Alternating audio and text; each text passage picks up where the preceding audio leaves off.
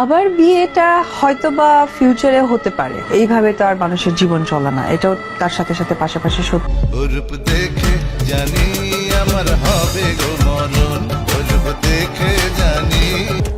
সম্প্রতি মা হচ্ছেন অপু বিশ্বাস এই বিষয়টি যেমন ছড়িয়ে পড়েছে সোশ্যাল মিডিয়ায়, তেমন অপু বিশ্বাসের বিয়ের খবরটি যেন আরো তোলপাড় তুলেছে সোশ্যাল মিডিয়ায়।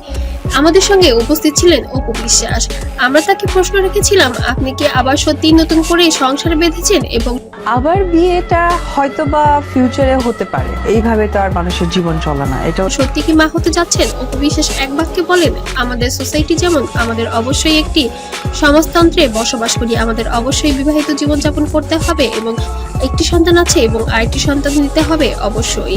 তো ডেফিনেটলি আমাদের বিয়ে হচ্ছে, নাহলে শ্বশুর বাড়ি কি করে হয়? ট্রু, তবে বিয়ে হচ্ছে ঠিক। বাস্তব আমরা কখনো অস্বীকার করতে পারবো না।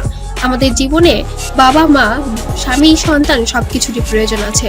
আমরাও রক্তে মাংসে গড়া মানুষ, নায়িকা হতে পারি আমাদের জীবনে, কিন্তু আমাদেরও ব্যক্তিগত কিছু জীবন রয়েছে, যে আমার প্রত্যেকটা সফলতার কৃতিত্ব অবদান সমস্ত শাকিব খানের।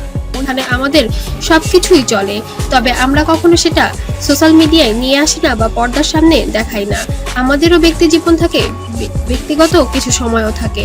আমি ওই থার্ড ক্লাস মহিলার মতো সবকিছু সামনে আনতে চাই না। আমি চাই আমার পরিবার এসএমএস আমার হোয়াটসঅ্যাপ সারাক্ষণ বিজি থাকে, তারপরে সাক্ষাৎকারে আমার মতো করে সেভ থাকুক এবং আমি আমার দর্শক শ্রোতাদের জন্য যেমনটা ছবি উপহার দিচ্ছি বা আমার কাজ দিয়ে তো তাদেরকে খুশি করতে চাচ্ছি, আমি তেমনটাই অপু বিশ্বাস হয়ে সবার মাঝে থাকবো।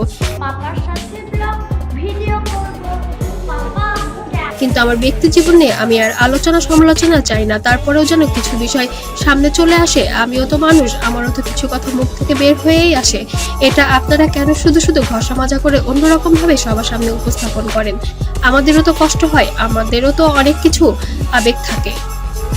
আমি মিথ্যে বলেছি যে অপু বিশ্বাস সিঙ্গেল, ডেফিনেটলি না, এটা